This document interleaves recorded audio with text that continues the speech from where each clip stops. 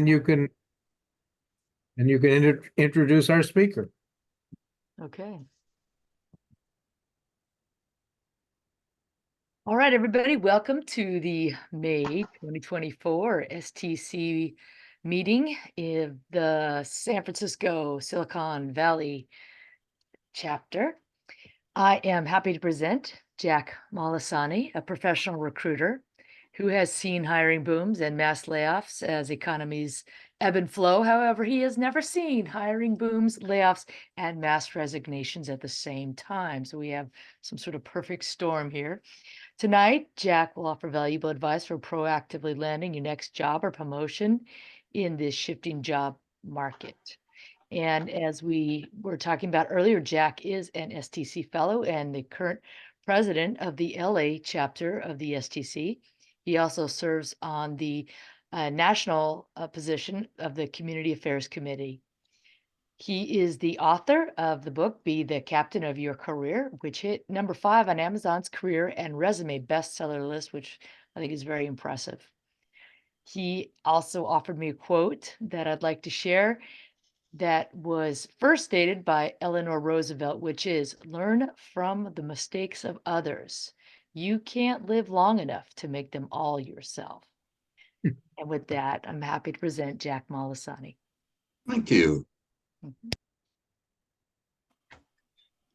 All right, so I am going to share my screen. All right. Share. Play. All right. Because everybody see my opening slide and hopefully me. There we go. All right.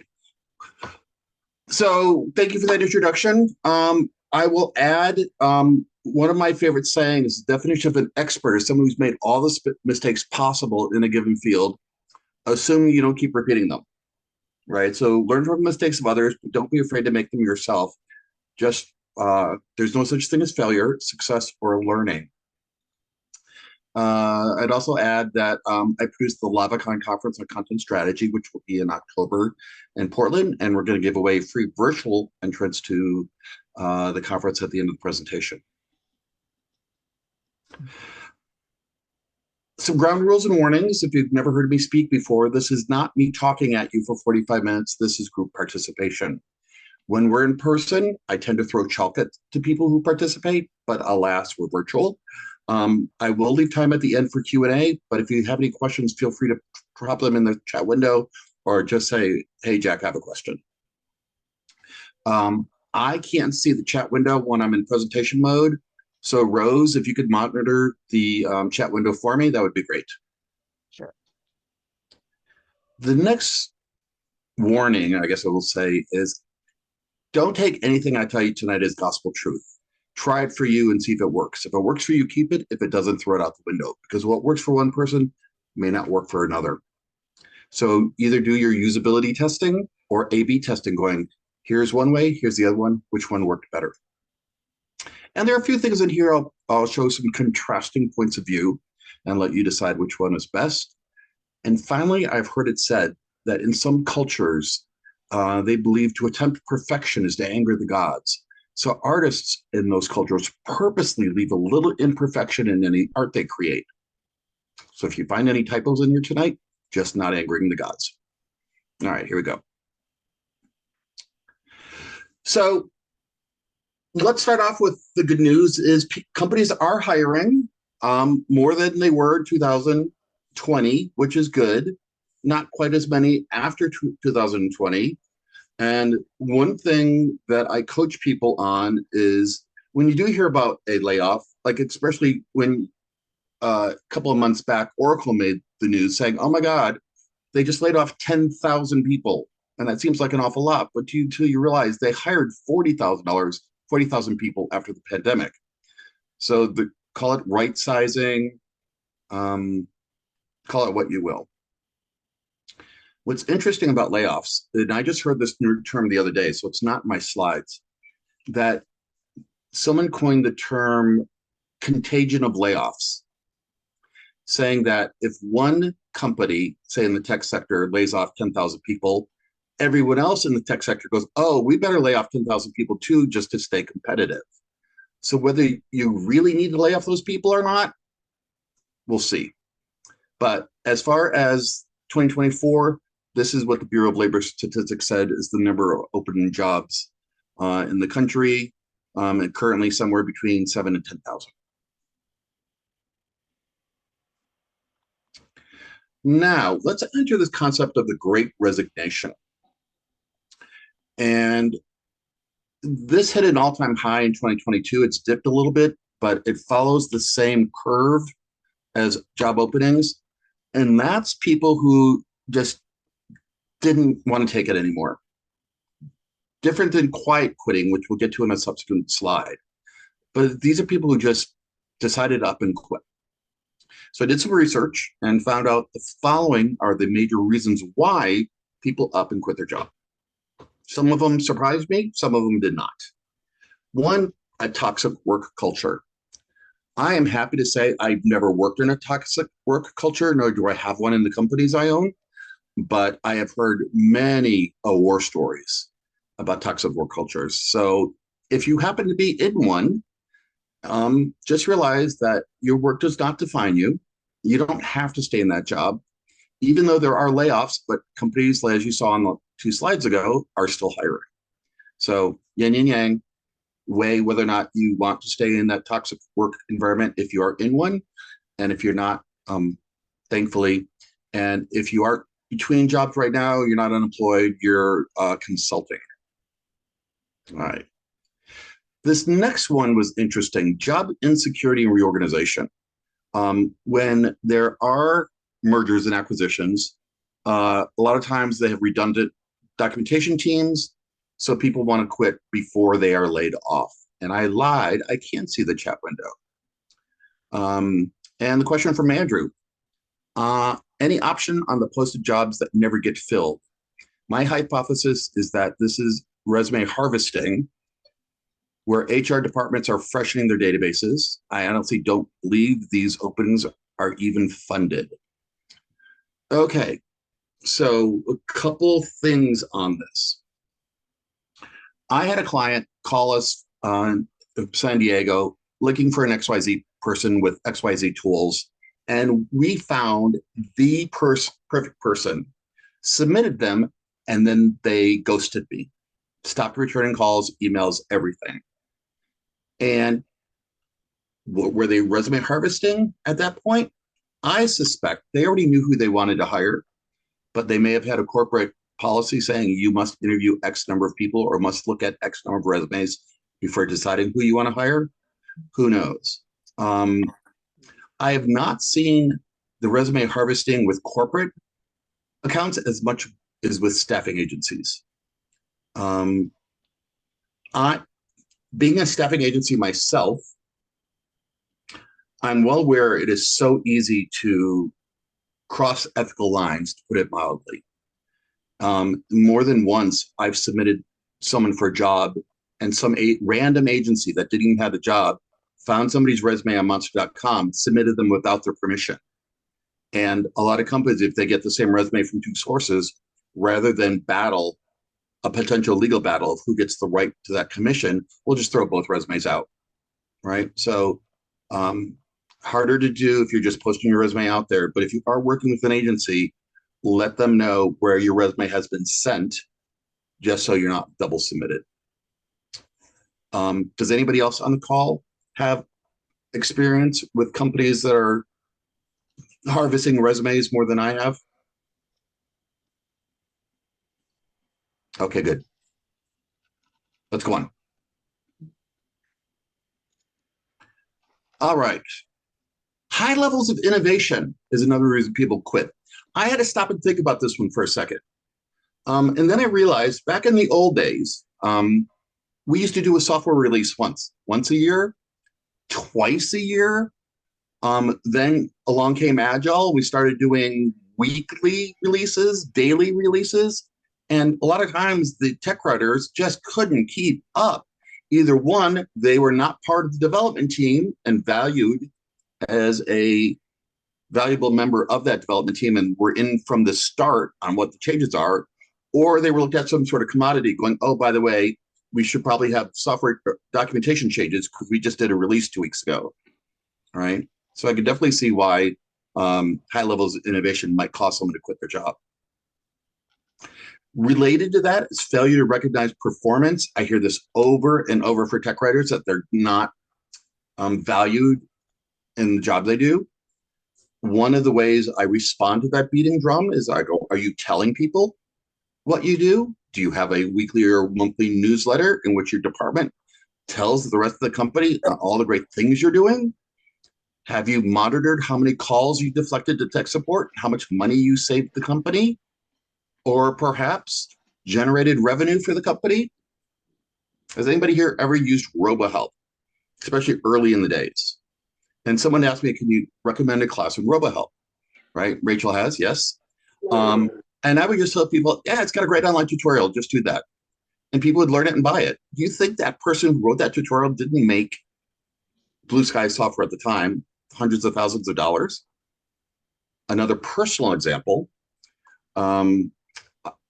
before I got into staffing, I used to do outsourced technical writing. And we used to do all the documentation for Canon printers and scanners. And in fact, if you buy a new printer and open the box top is the one we designed 20 years ago. But at the time, they had this really, really difficult to install version of their multi-pass prints, scans, does your laundry. And that's when we replaced the documentation with a box up and went, stop, insert CD first. Because I asked for these metrics, the tech support calls went down 95% after the next release, partly because our documentation was better, partly because they changed some stuff in plug and play. But you better believe I trot that number out in job interviews, right? Because I could double my rate and still save you money. Technically, that line has never worked, but I'm hoping it will someday. And then not so much now, but for response to COVID-19. Those who didn't want to go in the office or conversely do want to go in the office, and everybody's working from home now. But this is Inc. magazine's top 5 reasons why people were quitting during the Great Resignation. Any comments or questions on this slide before we go on?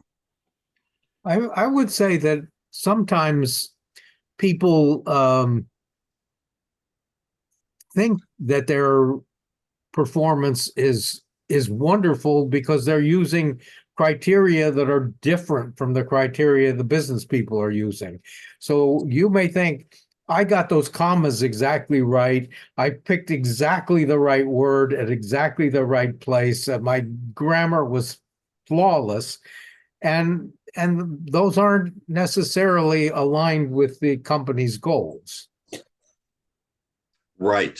So how many people actually read their corporate mission statement and goals for the year and can align what they do to support those goals, which is especially important come annual review and raise time. So I agree with Richard 100%.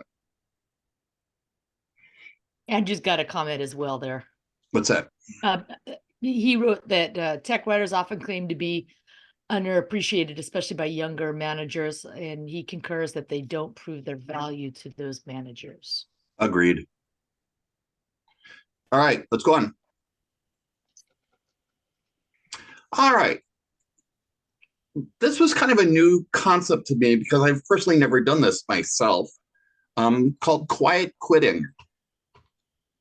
According to Forbes magazine, which I'll just read, definitions associated with quiet quitting vary, with most focusing on either setting realistic boundaries that prevent burnout or just not going the extra mile, also called working to the rule. In other words, company employees doing the absolute minimum possible to get by without being fired is what quiet quitting means.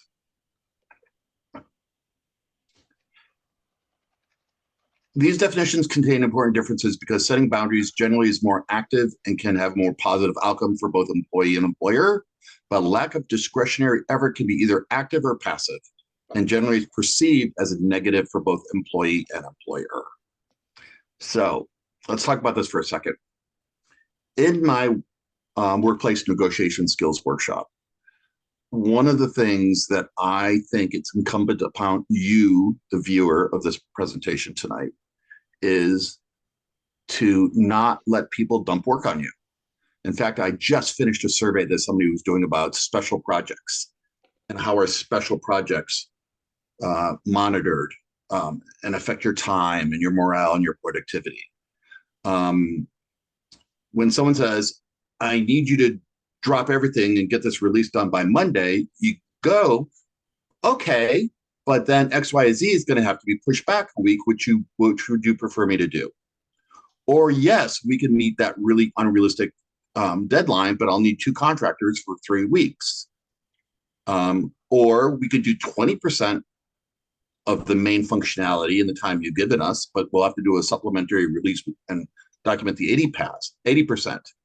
But again, this is you being confident enough in your abilities. And I wouldn't expect an entry-level writer to do this, but I would expect someone who's been around long enough to have a little gray in our temples to push back at these unrealistic expectations. I'll get the comment in a second. This is also true when there's mergers or they do layoffs, and now you're responsible for the work of 2 people, where 2 days ago you were responsible for the work of 1.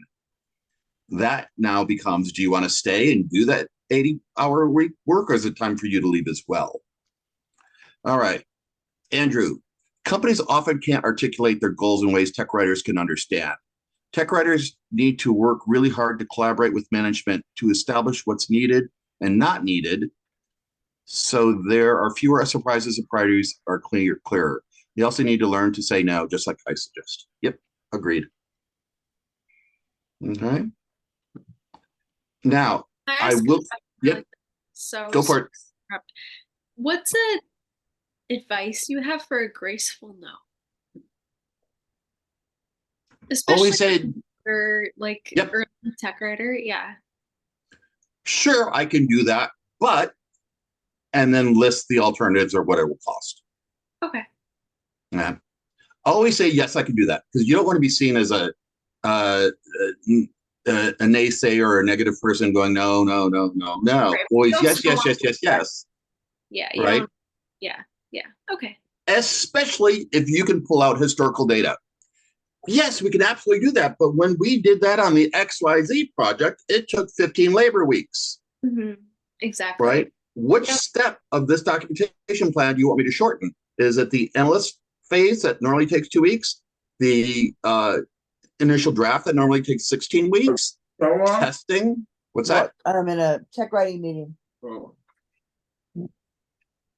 Brenda? Sorry. Oh, I'm sorry. I thought I was on mute. Oh, I got it. Yep. Sorry. Right. So part of this, again, the ball's in your court to defend your workload. All right. Another chat. Would you prefer I do X or Y? Yeah. If I do X, Y gets much less attention, but I can get it done in 3 days later than you ask. Exactly. Give alternatives. Clearly, yes, I can do that. However, here are the options.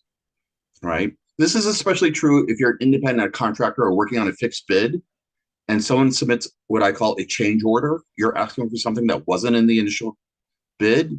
Yes, I can do that. And for this one, there'll be no charge. Or yes, I can do that, but it'll cost this much. Yes, I can do it. And we can have it done by Monday, but you're going to pay double time because I have to pay my writers overtime per California labor laws. Which would you prefer? Oh, no, we don't really need it by Monday. Okay, good. So I'll get to you by next Friday. Fine. Always yes and, or yes but, depending on which way you approach it.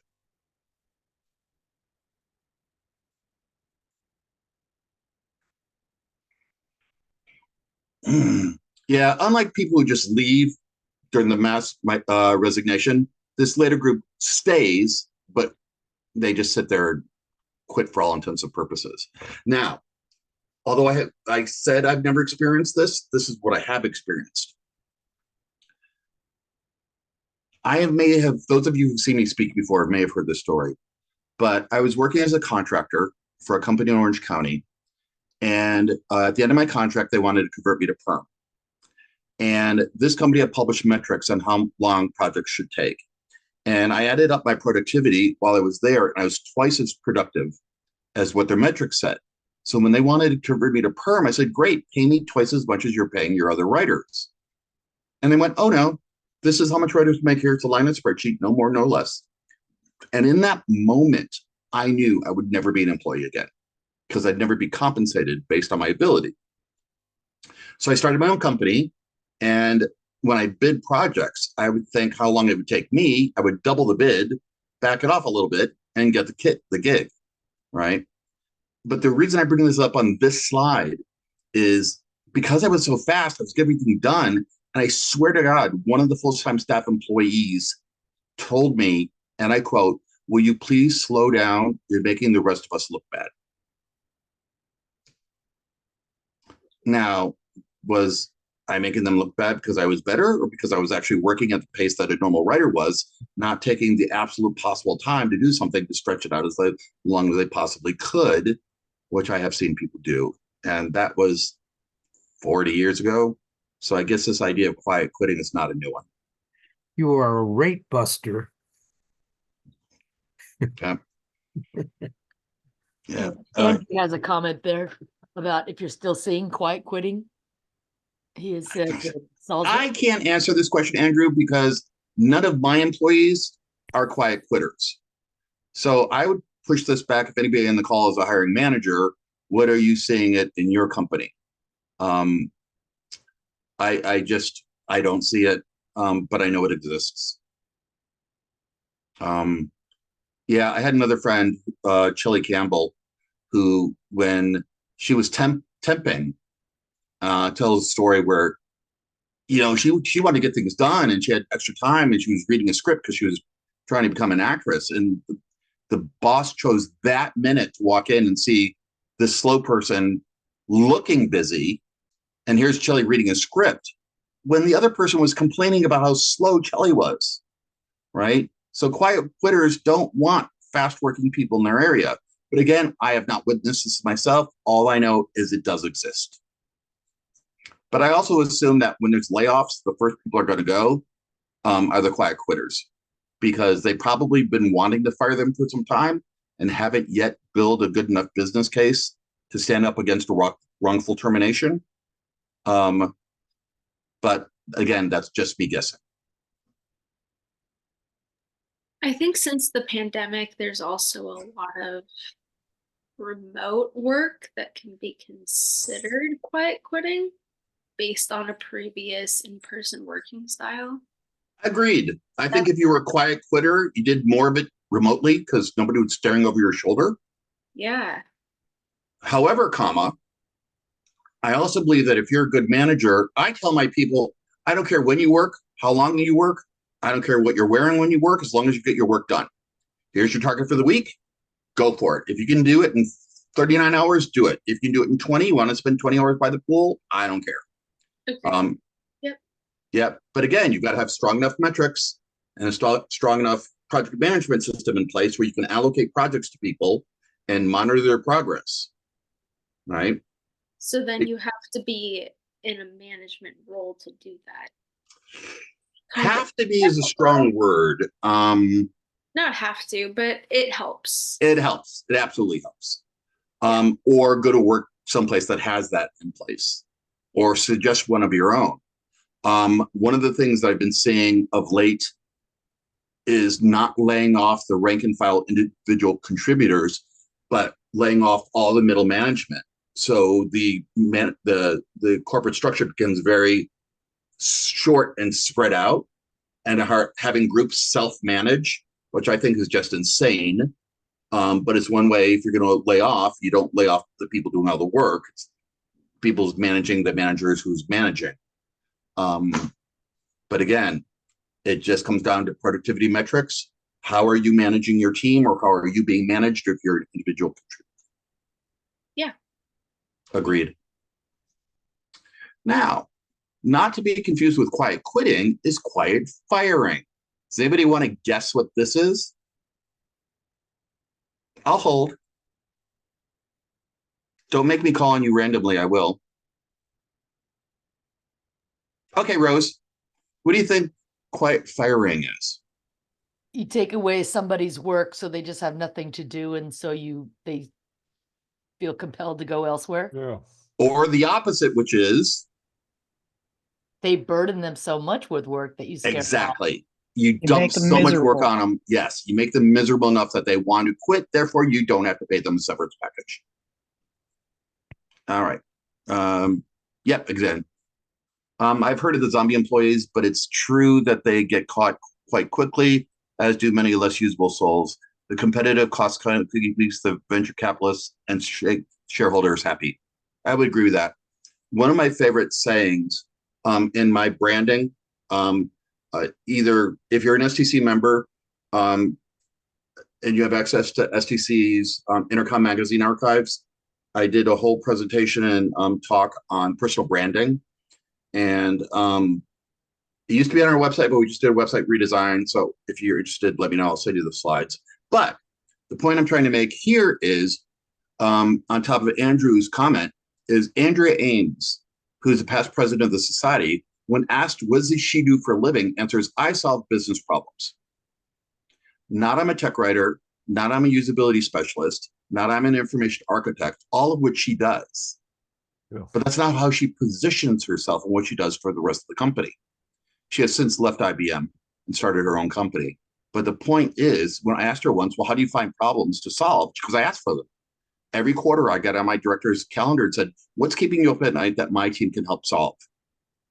So when there's a layoff, who do you think they're going to hire a layoff? The one that's solving other problems? No, that's the one they're going to keep. So again, it comes down to you solving people's problems and documenting the fact you're doing so. And I hate to break this to you that, again, we'll use Rose as an example. No one's got all this money sitting around and go, we don't know what to do with it, let's give it to Rose, right? No, companies have a very specific problem they're trying to solve. Either there's no user manual and there needs to be one, or the user interface is so bad that customers are calling tech support 24 hours a day. There is some business problem for which they think hiring a tech writer or 20 will solve, or laying them off as the case may be.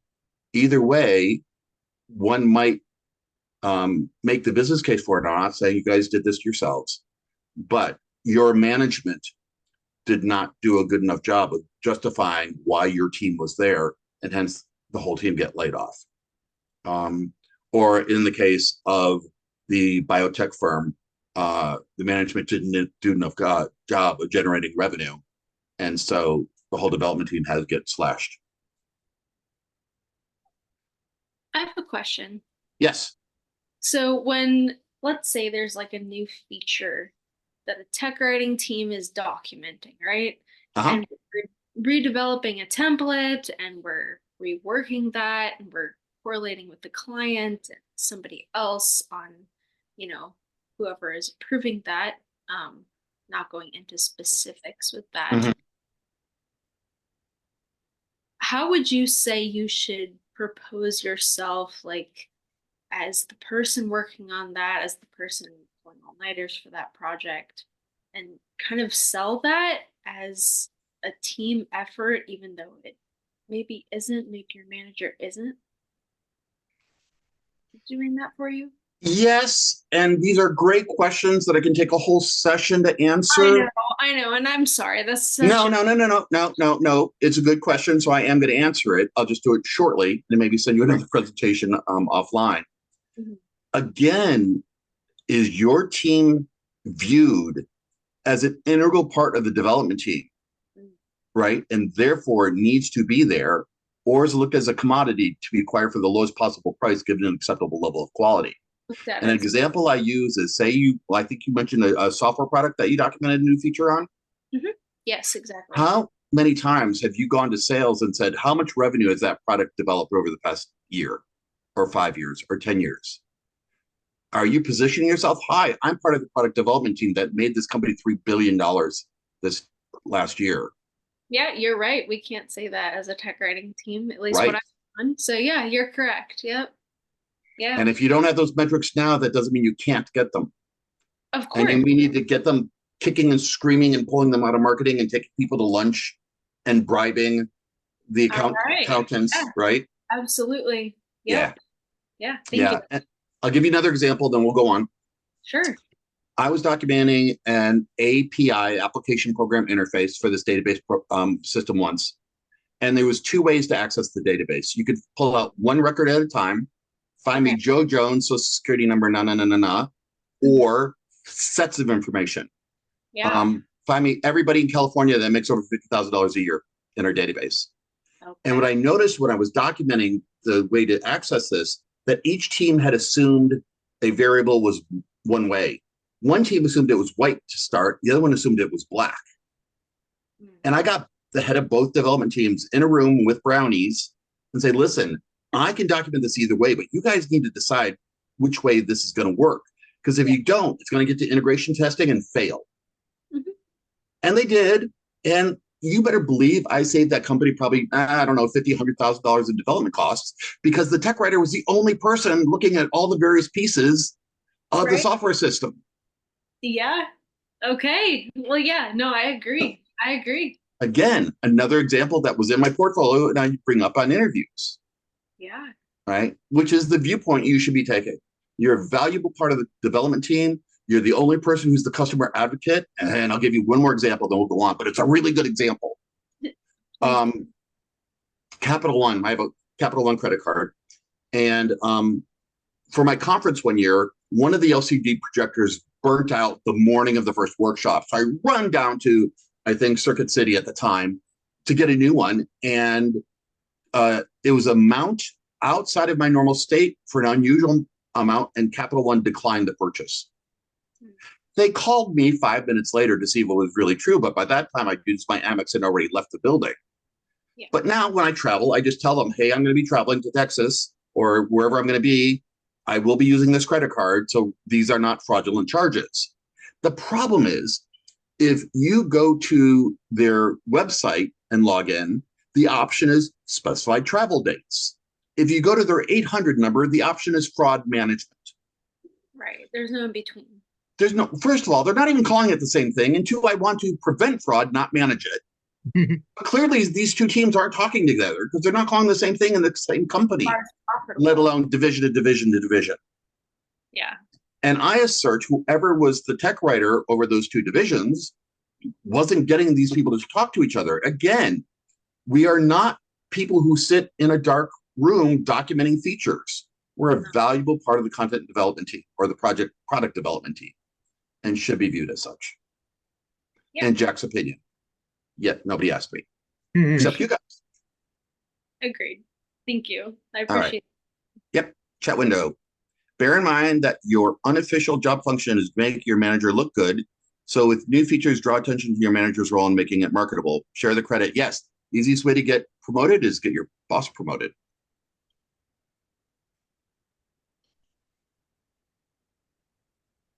According to team building, a team development company, quiet firing is a passive aggressive approach to performance management. Yes, we've already talked about that.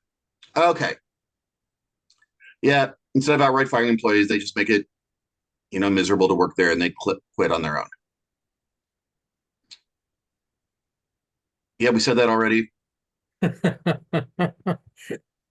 recent LinkedIn news poll of over 20,000 respondents found that 48% of employees have seen quiet firing in the workplace and 35% has faced it during their careers. Again, I've never done this, but I think I've been a little more proactive in when I go in an interview, I'm interviewing them just as much as they're interviewing me. And my classic story I use is, this is way back in the day when FrameMaker was new and page layout teams were new. And used to be they had graphic designers that made the documentation look pretty. And then we gave the content to a typist who then typed, no, those days are gone. And I remember going on an interview with this documentation outsourcing company. And I had my portfolio out and I took great pains to show that I designed this document. It had a lot of white space above level 1 headings, level 2 headings. It was indented, it used information mapping rules. And the manager interrupted me and said, excuse me, here, writers write, designers design. And I stood up, I said, well, thank you very much for bringing me in. I'm clearly not the right person for this job, and left. Because how dare she talk to me like that? if she would talk to me that way during the interview, how would they treat me when I was an employee? I would not stand for that. Again, I'm a little more something than others. Fill in your favorite adjective here. But yeah, I have not seen that. But then again, I've not worked in a company where somebody would tolerate that. Aren't you a Marine?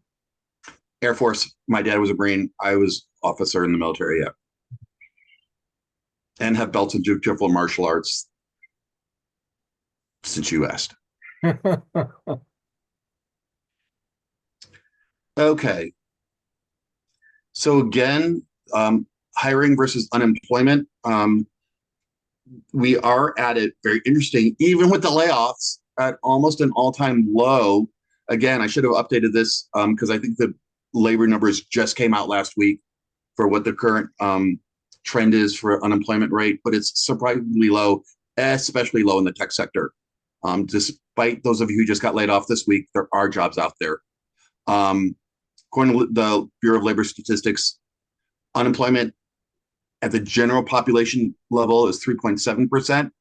However, among tech professionals, according to July of last year, was 1.7%, the closest it's ever gotten to the all-time low of 1.3%, recorded in May of 2019.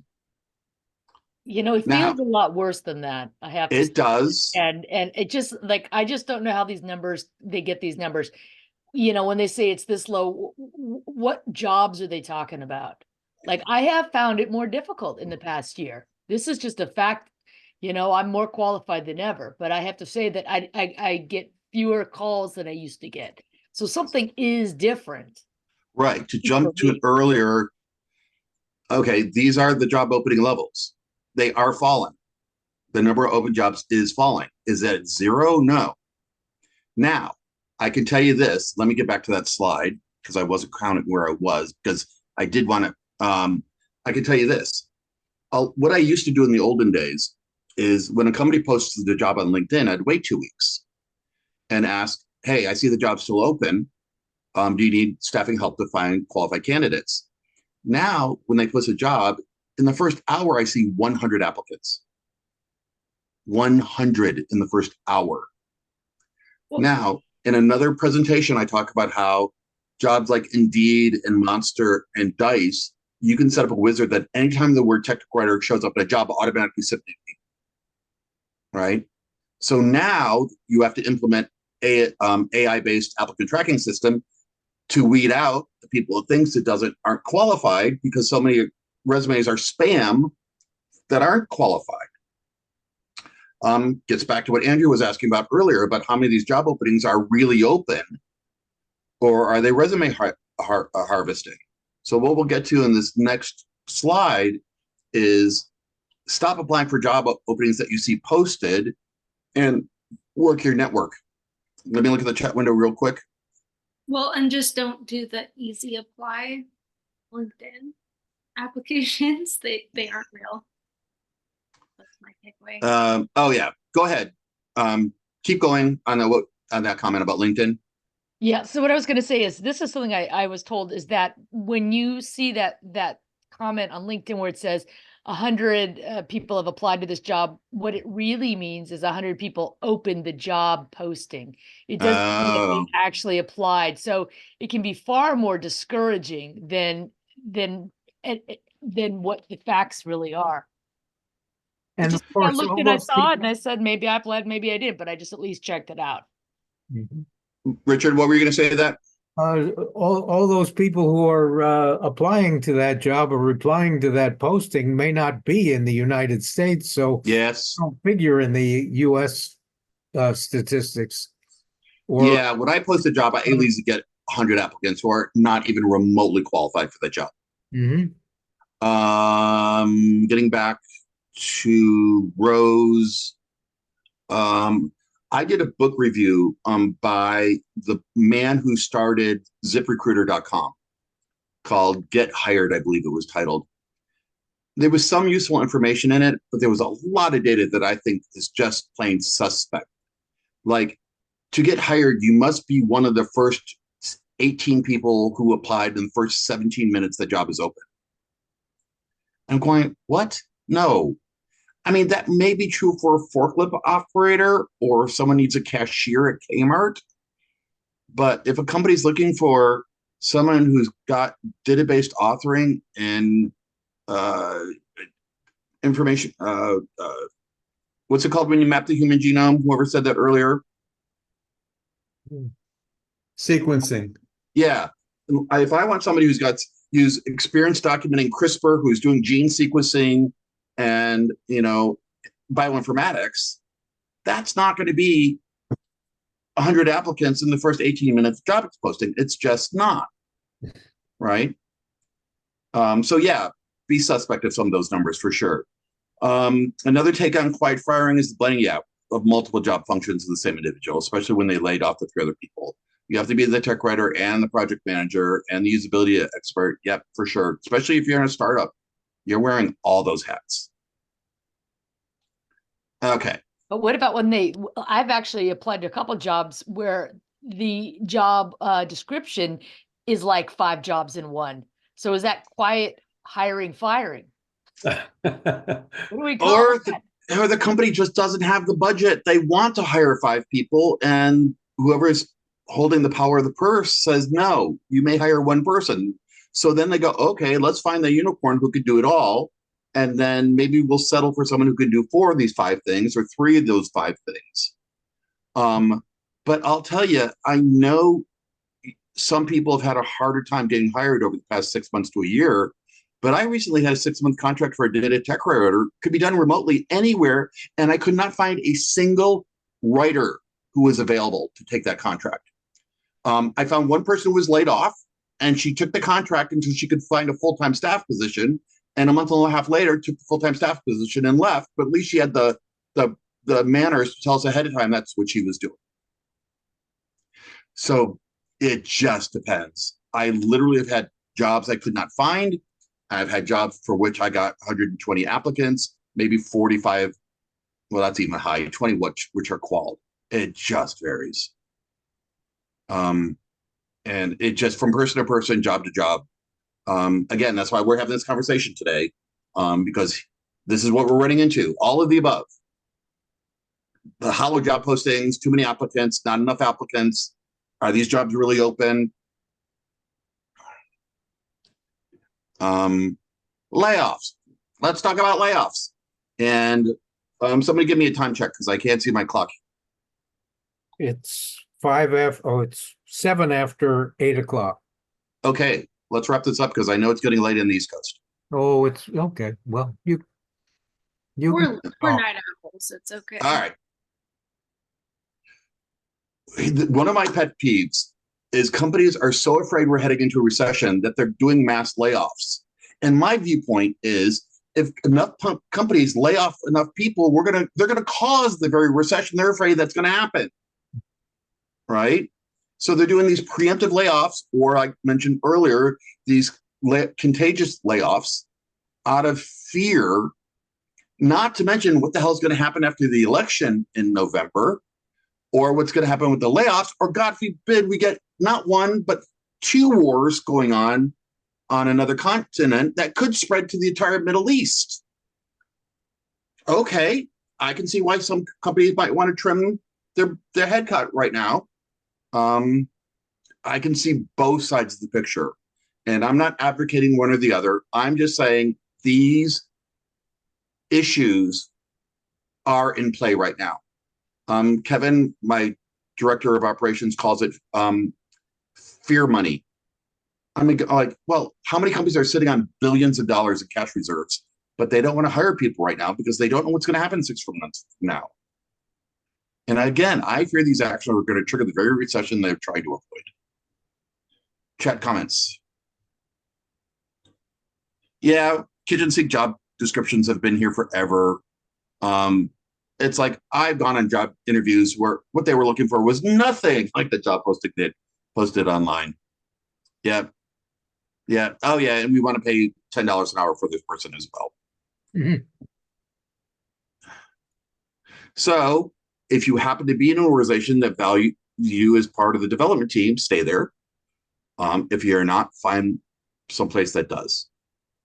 Easier said than done if you're currently between contracts or between jobs. But I caution you, don't take the first job that comes around out of fear of being broke, because I don't want you to be miserable for the next 2 to 5 years of your life either. Same thing with taking a job where the pay is so much lower than you're used to making, because they know you're going to leave and find it once the better job comes along. And you know you're going to leave. On the other hand, if you got kids in school and there's no food on the table, you're going to take the next job you can. So again, I'm not saying one way's right or one way's wrong. That's just, there's realities at play here. So, working from home, remote jobs. One of my favorite sayings is, an extrovert is someone who recharges their batteries being around people, and introverts recharge their batteries being away from people. And I remember at the very first month of COVID, when we were in lockdown, one of my STC buddies posted on Facebook saying, "This working from home is great. I could do this forever. This must be killing Jack Molisani." I'm used to being around people. I'm used to being in front of stages and doing improv, and I thrive around people. And that's why I still have an office that I go to, and I want that end of the day work-life balance. On the other hand, I wouldn't want to live in the DC area and spend an hour and a half commute on the Beltway each way when I could spend that 3 hours at home being productive. All right. So as of the last time I checked, a company called Hartman said that right now, 26% of jobs openings are fully remote, 49% are hybrid, remote, and on-site, and 25% are back to being 100% on-site. The study did not distinguish between jobs that have to be on-site, like nurses or phlebotomists, versus tech jobs, which are more easy to be remote. Just realize, I think another reason why fewer people are using agencies is because so many of the jobs are remote and can be filled from anywhere in the country, let alone in the world. Which is another reason why the pay may be lower, because if they can find someone in Iowa doing the same work that someone in Southern California did, they're probably going to hire that person at half, if not 3/4 of the salary that they'd pay in the Bay Area or San Diego. So I have a question about that, Go for it. because I'm from the Midwest, grew up Minnesota, Iowa, all that stuff, and now in DC, and was recently working with a company in California and never got to meet my coworkers, even though I would have been willing to. Yep. What can you do if you're willing to move and they just want to say, hey, you're going to cost more to move. We don't want you to. I have seen formal published zip code based salary tables. Yeah, we had locality pay based on zip code and based on city. A good thing that comes out of that is they're trying to close gender pay gaps by saying, we don't care what your gender is. If you're in this zip code or this city, you're making this amount of money for this position. Yay, that helps if you've been underpaid. That doesn't help in your case when you want to move to a bigger city and they're saying, no, we don't want to do that because we don't want to pay you. Well, it wasn't moving to be bigger city, but yeah, like moving to be a better part of the team, be more involved. But yeah, agreed. So what would be a good thing to say there? Find a better company to work for. Okay. Yeah, fair. All right. Or start your own company. Even better. All Real right. quick. So I told you that story earlier when I decided I was going to start my own company because I didn't want to be an employee again. And my mother, who grew up in the Depression, went ballistic. Get a job with benefits. I'm going, Mom, I can buy my own benefits. 2 years later, when they had, the mass layoffs of 2008, I believe it is, she went, thank God you own your own company. I'm going, who are you and what did you do with my mother?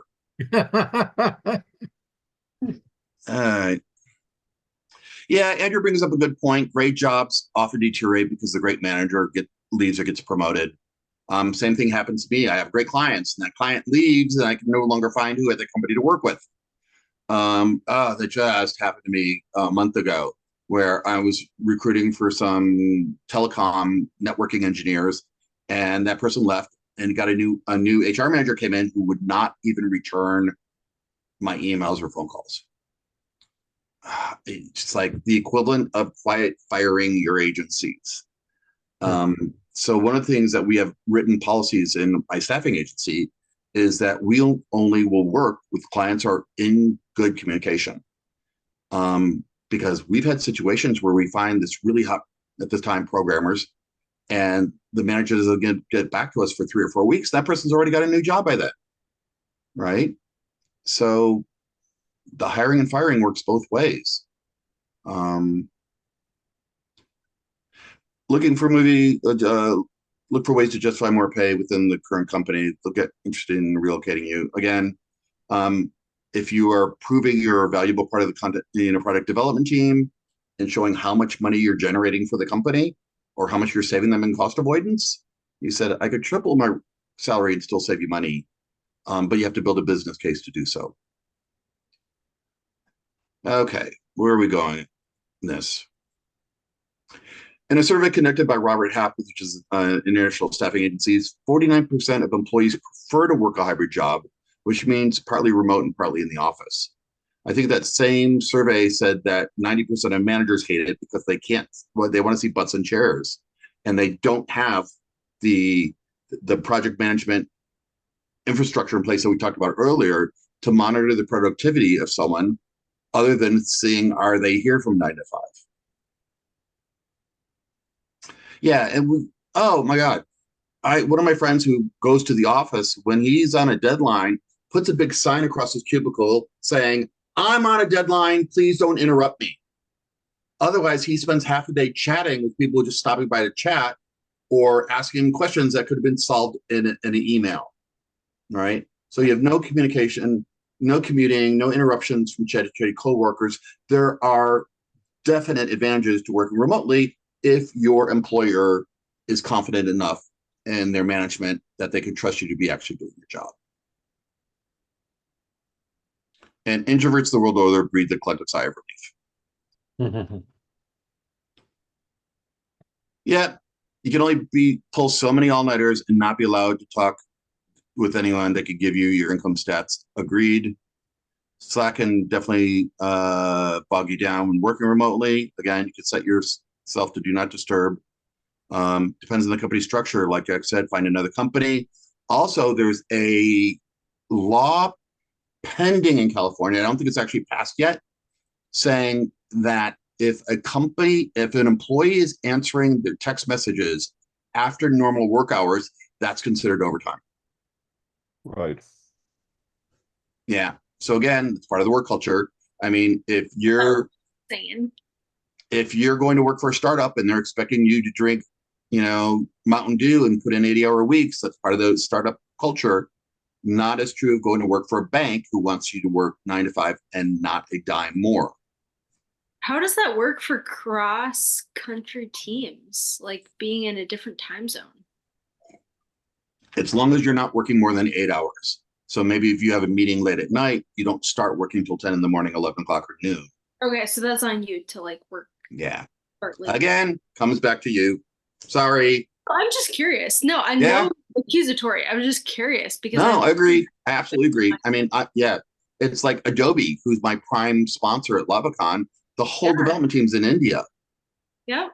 So I have conference calls at 6 o'clock in the morning or 10 o'clock at night. I wouldn't necessarily want to do that daily for months on end. But I also know that there are people who specifically, knowing that the development team is another time zone, they set their work hours from 6 at night to 2 o'clock in the morning.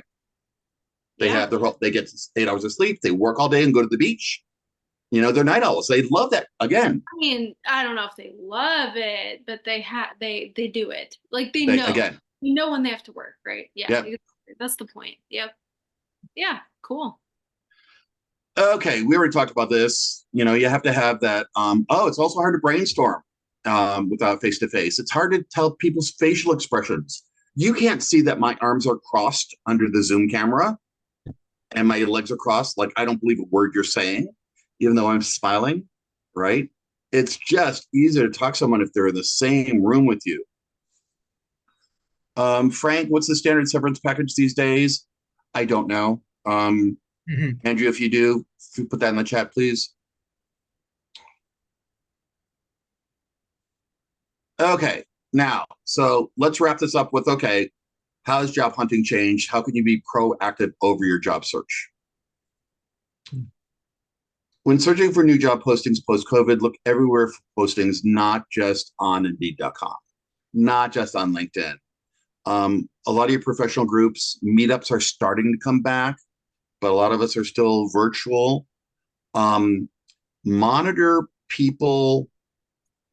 Like, I own the content strategy group on LinkedIn that's got over 80,000 members worldwide. And people are constantly saying, oh, there is an opening in my group 4. Doesn't work for me, but instead of posting it as a job where they're going to get 100 applicants in the first week, they'll post it in the Technical Writers of India group or the Project Managers group on LinkedIn. Groups that are very specific to what you're doing, the Flare users group, right? If I have a Flare opening, I'm going to post it to the Flare group. If there is a whatever some of the data tools are, I'll post it in the user group for those tools. Oxygen. What's that? Oxygen. Yeah, if you're using XML Oxygen, I'll put it in the Oxygen users group. Oxygen is an XML editing tool. All right. So the next thing I tell people is stop applying for jobs online through websites. I have a whole presentation on this. I have a whole article. In fact, Rose, remind me when I send out the slides to this session to send out the article about not applying for jobs through applicant tracking systems. I know 6 people personally in the past 6 months who got jobs through a personal referral that got 0 resumes, 0 interviews applying for jobs online. And they applied for, I don't know, 20, 30 jobs for which they were fully qualified for the job that did not even get an interview applying for a job online, right? So this is, and you guys are doing it. You're here in a group where other people might be hiring or may have known there's a hiring channel, somebody in your organization. Lavacon has a job posting channel on Slack. A lot of STC chapters have job posting channels in their Slack workspace. Those are the places you want to be looking for jobs because they're only going to be seen by 10, 20, 30 people, not every person on the internet. Okay. But look everywhere for job postings, but apply for jobs through personal referral. Even if there's a job opening at a John Deere tractor, you don't know anybody at John Deere tractor, reach out to a person on LinkedIn who works there because you know what? They may get a bonus for finding you and referring you. But even better, be so visible that companies invite you to work for them, right? I've had documentation manager jobs where the director says, I want somebody who's very forward-looking, knows what the latest tools and technology is.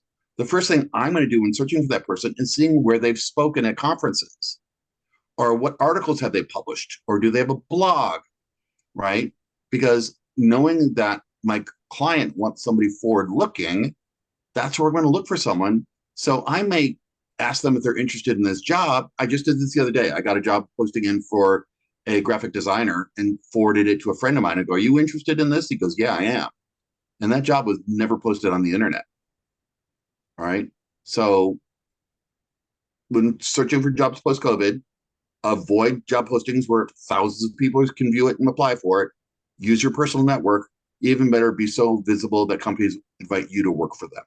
This is a little bit of a longer term solution. Granted, it doesn't help if you're unemployed now. But this is a career development session, not just a how to get a job now session. And again, Rose will send out how to beat the dreaded applicant system with these slides tomorrow. I'm not on Slack, but I will be looking, or we will be on Slack, or we'll be looking for Slack. Yeah. Yeah, write the docs, job post. Yep.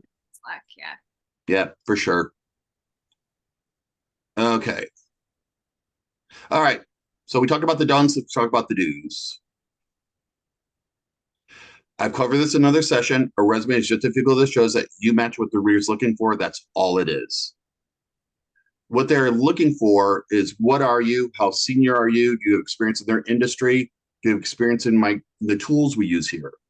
I've had people tell me, I can learn FrameMaker in a weekend. And my response is, then why haven't you? Right? Especially if you're unemployed, search for what companies are hiring for in your industry and learn those tools. That way you can put it on your resume. And even if you haven't used it, you could say, haven't used FrameMaker, but have used InDesign, a similar page layout tool. At least they will find you if they're searching for FrameMaker. Then they can decide, do I bring you in or not? And can I afford you is the only thing that's not covered in a resume. Those of us who have been in the industry for more than 30 years, we don't have to list every single job we've ever had. It's Jack's personal opinion saying, I have 10 plus years experience in the technical communication field is a true statement because 40 is greater than 10. So 10 plus 30 equals 40. So 10 plus is a true statement, right? Is there age discrimination? Yes.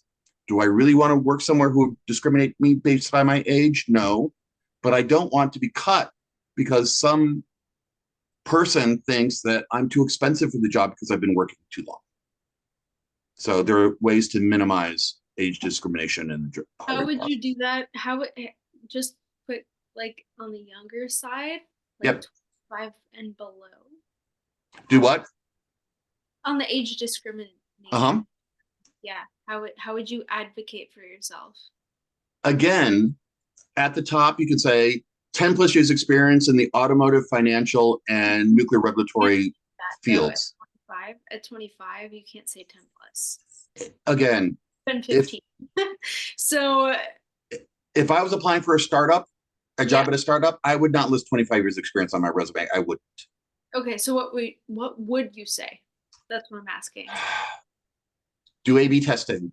Do 2 versions of your resume. One that says 10 plus years, one says 25 plus years. See which one gets more hits when applying for jobs. All right. Yeah, that works. I don't know what that number is. For instance, somebody in financial regulation may want somebody with 25 years of financial regulatory documentation experience. Well, Here's another thing.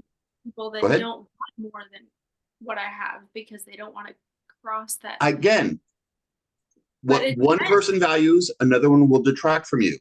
Here's something I learned. A friend of mine got a job as a flight attendant at Spirit Airlines at 52 years old, That's awesome. which is totally opposite of the young, hip flight attendant vision of the 60s, right?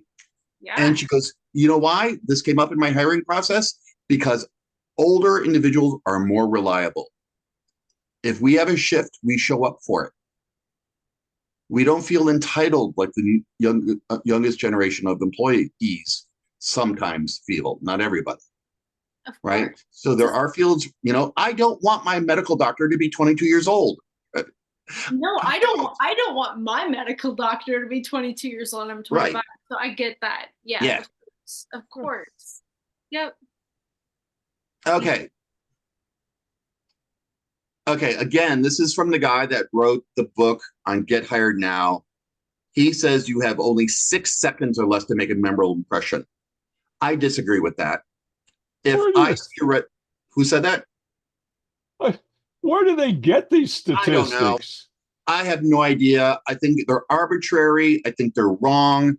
If I got a resume, if I was looking for a technical writer with 6+ years experience in bioinformatics, and I got a resume that said, experience 10 plus years in bioinformatics, I will keep reading to see where you did that. As long as I see it at the beginning. First saw that thing. If you hadn't seen that, if you hadn't seen the thing that caught you, you might have gone right on by it. Correct. Because I get hundreds of resumes a day that are not qualified. So unless you tell me in that first 6 seconds that you match what I'm looking for, right? Yeah. So so sometimes I agree with this, sometimes I don't. But they're looking for hundreds of resumes. So again, your mileage may vary. I told you I was going to show contrasting points of view on this slide. This is one of them. Oh my God, I'm going to vent for a second, but I've got the stage, so I'm going to. The STC did a job hunting workshop about a year and a half ago. that I read and I vehemently disagreed with what the person was saying. I'm just going to read this to you real quick. By using the powerful benefits of visual design and data visualization in your own personal branding strategy, you will stand out from the crowd of candidates and be memorable. You should communicate your abilities and attributes to potential employers and clients with visual content online, on LinkedIn, and with an infographic resume. Oh, Christ. Which I absolutely disagree with because applicant tracking systems can't read infographics. Yes. But So you want I to avoid the damned applicant tracking system. Right. And then guess what this guy did for a living? He was a graphic designer teaching people how to do visual content. Of course. Right? So I'm getting ahead of myself. So don't believe everything. Oh, here's a shocker. Don't believe everything you read on the internet. Don't believe everything Jack Molisani tells you. Try it for yourself and see if it's true for you. I personally, if I do see you're at least in the ballpark, I will continue reading. I spend far more than 6 seconds, but I'll give you a half a page. But I got to see that you match what I'm looking for, or else I will stop reading. Yeah, go on. I'm ranting about this already. Thinking, this person was some HR professional. No, his profile on LinkedIn, he was a data visualization designer. So granted, evaluate the source of data when you're reading stuff online. Okay, enough. Okay, yeah, I've said that already. Okay. Again, working from home versus hybrid, which is best for you? Search for jobs online, but apply through a personal referral. Even if you don't know anybody at John Deere Tractor, maybe the documentation manager is there. If nothing else, you can find a recruiter at John Deere Tractor and say, hey, I see you have an opening for tech writer. May I send you my resume? They do one of three things. They may ignore you. They may say, sure. Or they may say, no, go ahead and apply for the job online, but I'll keep an eye open for the application. Well, at least now you have a human somewhere in that supply chain keeping an eye open for you. Be findable. Make sure your resume and online profile shows your experience, education, and tools. Don't do it infographics, because if I search for, bioinformatics, it won't see a bioinformatics graphic unless maybe there's metadata, maybe with an alt tag saying bioinformatics, maybe. Keep it simple.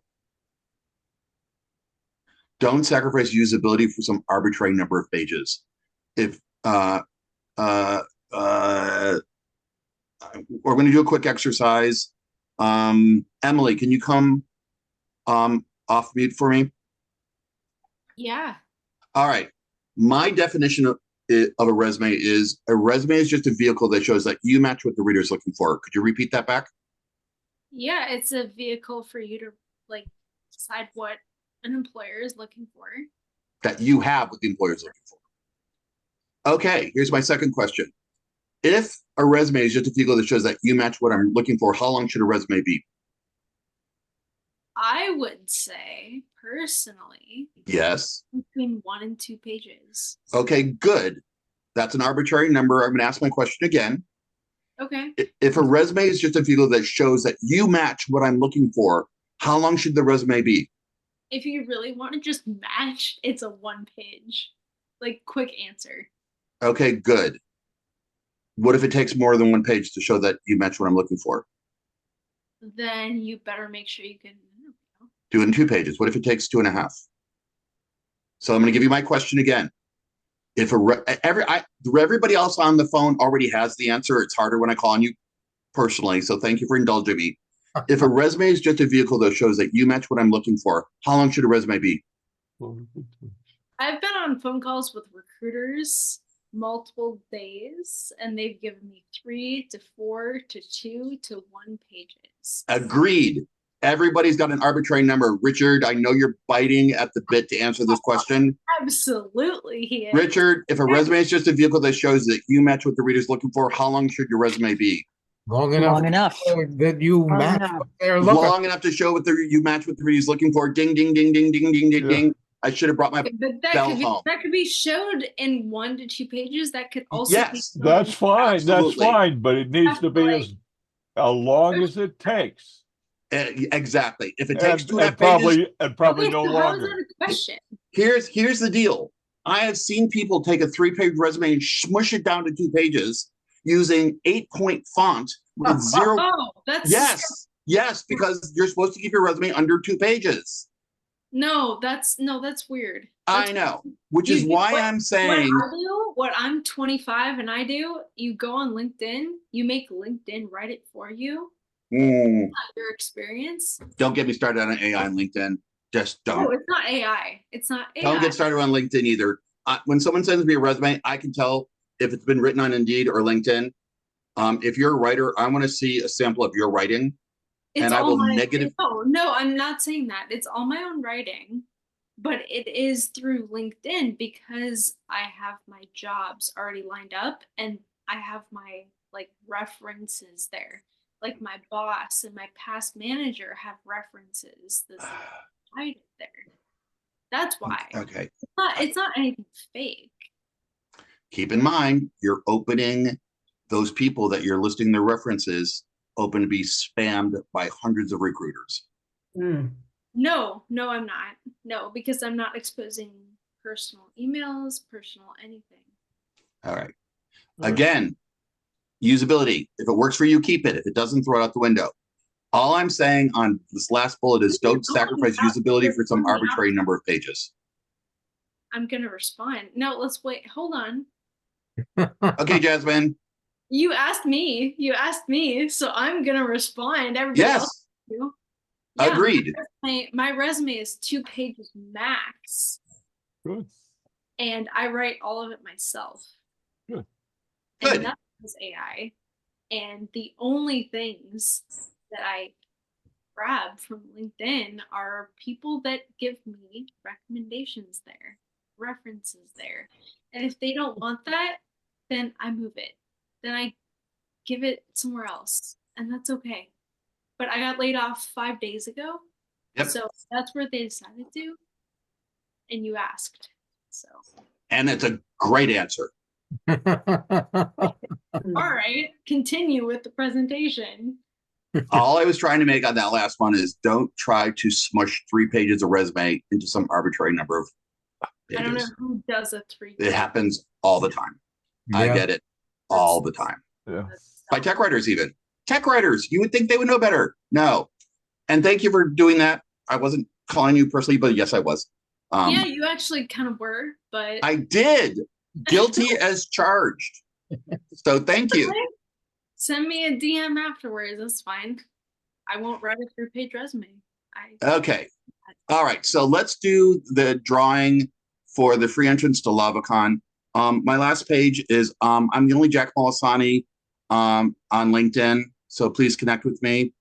I should have updated this. All right. If you want to come to LavaCon, use Atlanta STC for $200 off your tuition. I meant LA. Yeah, LA STC.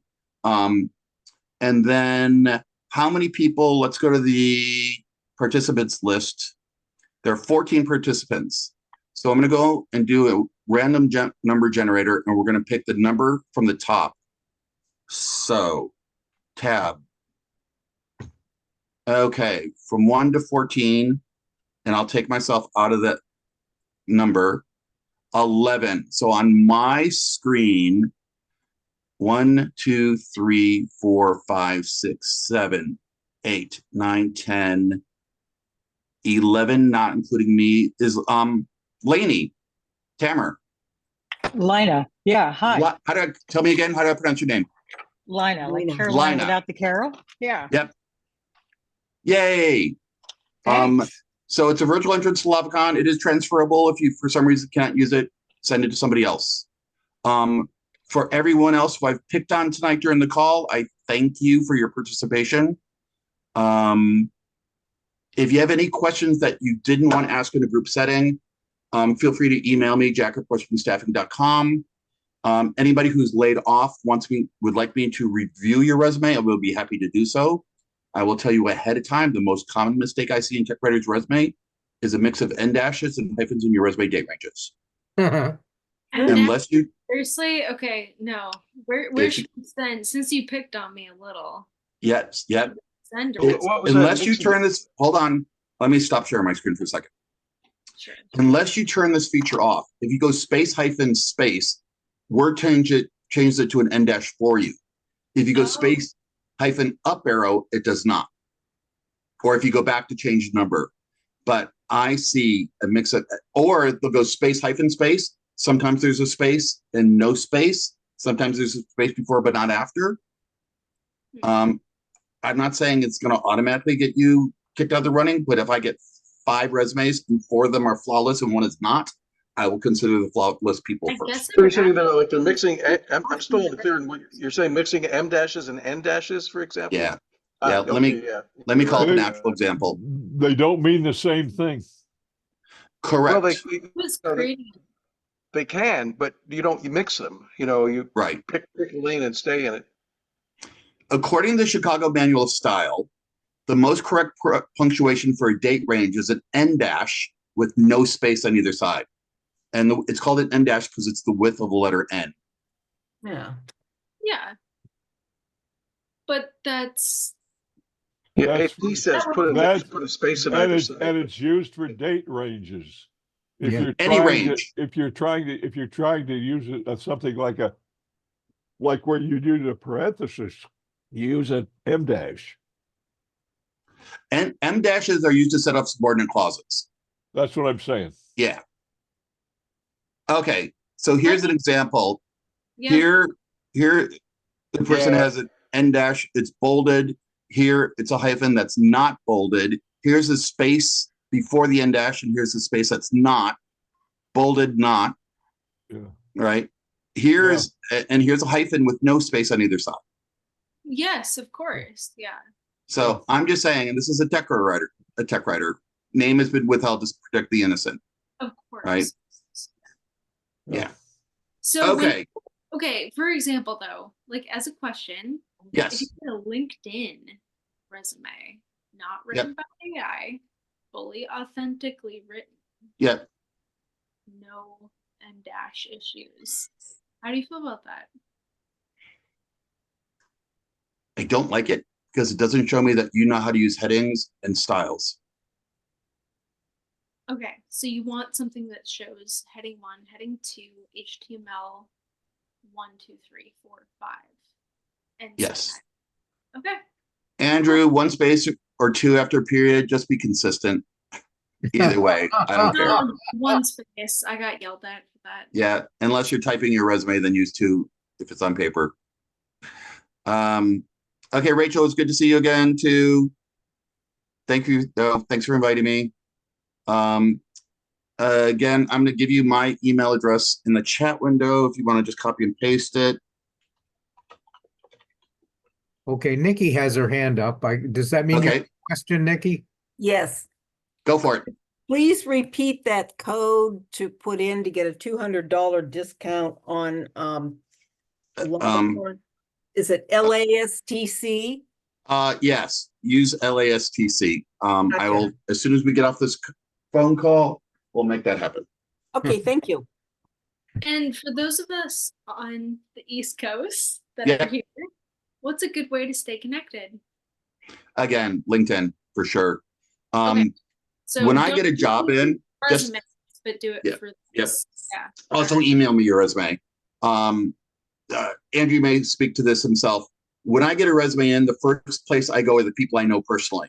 Documentation manager in Milwaukee, Molly Barrett. RoboHelp person in Riverside, Sharon Burton. All right. Yep. So it helps to be, in my circle of people. The next place I look is my resume database. API technical writer, San Francisco Bay, Richard. Right. Bioinformatics tech writer in San Diego, Frank. And then people who follow me on LinkedIn. Then I look at my first degree connections. Who do I know already on LinkedIn? And if the last resort, I will post the job online because again, I don't want to get hundreds of spam resumes. Of course. So, Yeah. Yep. yeah, for sure. All right. Um, Sounds good. all right. All right. Well, thank you very much, Jack. Yeah. We appreciate that. I guess I should add a warning that I'm a man of few opinions and I rarely state them. Mm. You have to. Yeah. Good to know. Yeah, Yes. yeah, with Jack, I'm always trying to figure out what he really thinks. Right? How do I really feel about that? All right, what I'm going to do here is stop the recording unless somebody has something they really want to be on the recording. No.